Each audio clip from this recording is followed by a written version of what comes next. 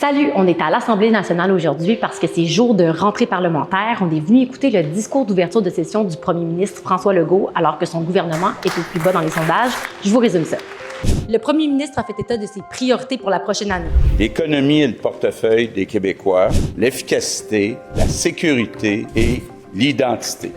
Il a aussi promis 2 booms économiques en parlant notamment d'un projet de loi pour accélérer les projets économiques et énergétiques du Québec qui sont stratégiques. Et il a aussi parlé de plus d'investissements de la Caisse de dépôt et placement pour les entreprises québécoises. Il a promis à court terme de réduire les postes dans la bureaucratie sans nuire au service de l'État. Quand je parle de traitement en choc, je parle pas de faire des coupures de services. Ce que je parle, c'est de sortir d'un système qui est lourd. Il faut libérer le Québec de cette camisole de force bureaucratique. Du côté de la sécurité, il a dit vouloir aider les personnes aux prises avec des problèmes de santé mentale et de dépendance.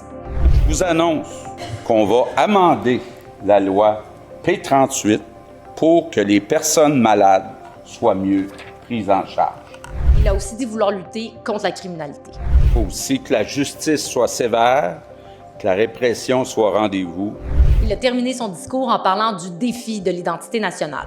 Trop, c'est comme pas assez. Il affirme qu'on a dépassé notre capacité d'accueil et dit vouloir réduire de 200 000 le nombre d'immigrants temporaires à Montréal et Laval. Il promet un projet de loi pour renforcer la laïcité de l'État et un autre projet de loi pour créer la première constitution québécoise. On a aussi demandé aux partis d'opposition ce qu'ils pensaient des priorités de la CAQ. C'est le rôle des oppositions de dire que c'est épouvantable. Dans les faits, c'est pas épouvantable. Il y a un certain nombre de points qui sont intéressants. Le problème, c'est que après 7 ans de caquisme, on a fait souvent l'inverse de ce qu'on dit.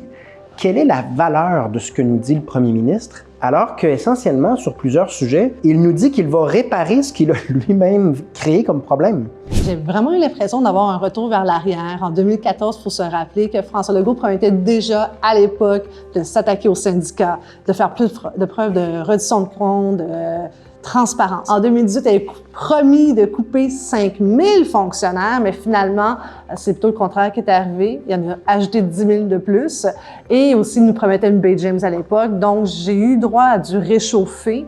Et moi, je lui ai demandé d'avoir une note d'espoir pour les jeunes. Même le mot jeune n'était pas présent. Les jeunes sont préoccupés aussi par la crise du coût de la vie, la crise du logement et aussi encore par l'environnement et la crise climatique. Et ça aussi, pour le premier ministre, c'était comme une camisole de force. Et il a décidé que ce n'était plus important. Puis vous, qu'est-ce que vous pensez des promesses de François Legault? Venez nous dire ça en commentaire. Bye bye!